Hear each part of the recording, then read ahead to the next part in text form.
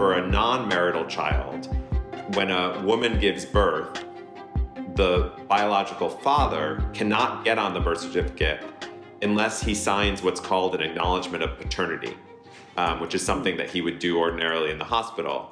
And that establishes parentage. And that's how he can get on the birth certificate. So over time, states have tried to lessen the gap between birth certificates and parentage, but people should be clear that birth certificates do not establish parentage. They are merely evidence of parentage. They record parentage. And the acknowledgement of paternity, is that a binding document in some way, or is that something that could then be, I suppose, rebutted with a genetic test? Acknowledgements are fascinating because they are a creation of, in many ways, federal intervention into this traditional state arena. In the latter part of the 20th century, Congress got very involved with parentage because it wanted to collect more child support.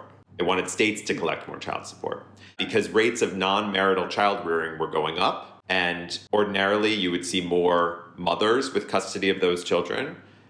They might apply for government benefits, and the states and the federal government were trying to get more essentially unmarried fathers to pay the support that would otherwise be coming from government benefits. And so Congress passed legislation multiple times, but one important piece of legislation required that states have what they called a hospital-based system of paternity establishment. And that's what gave us the acknowledgement of paternity.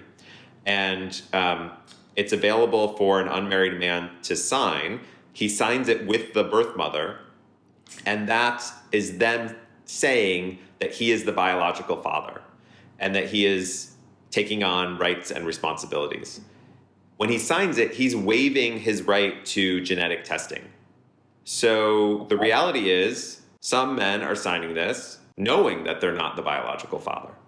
But the acknowledgement of paternity has the force of essentially a judgment of paternity after 60 days. It can be rescinded in those first 60 days.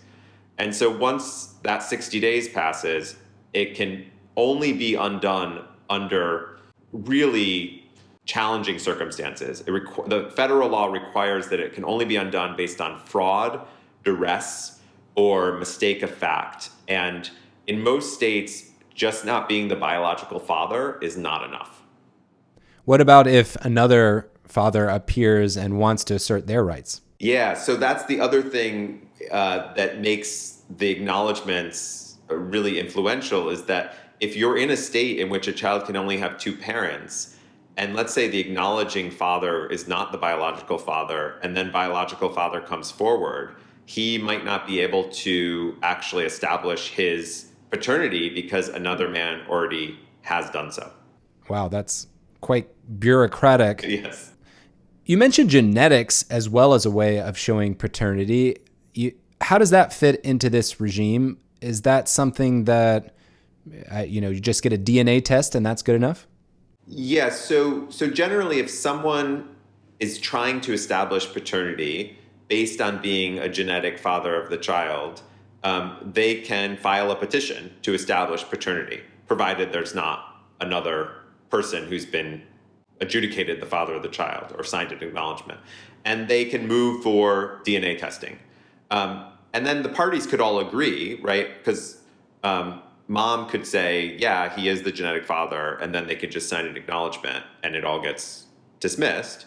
Or if it's contested, a DNA test can settle that matter, but it would be ordered by the court. And then different states have provisions that regulate genetic testing for paternity purposes. But generally, the genetic test would show you this man, it's 99.4% probability that he's the genetic father. Now, I will say there's some people who cannot establish parentage based on genetics, like donors, so we'll talk more about that. But also, in many states, a court is authorized to deny a request for genetic testing if it wouldn't be in the best interest of the child. So let's say another man has been parenting the child, and he's a father of the child legally, but now there's a man who says, well, I want to contest that, I'm the biological father. A court could authorize that, or it could say, no, we're not going to allow genetic testing because it wouldn't be in the best interest of this child who's developed a parent-child relationship with this other man. So it becomes very fact-specific.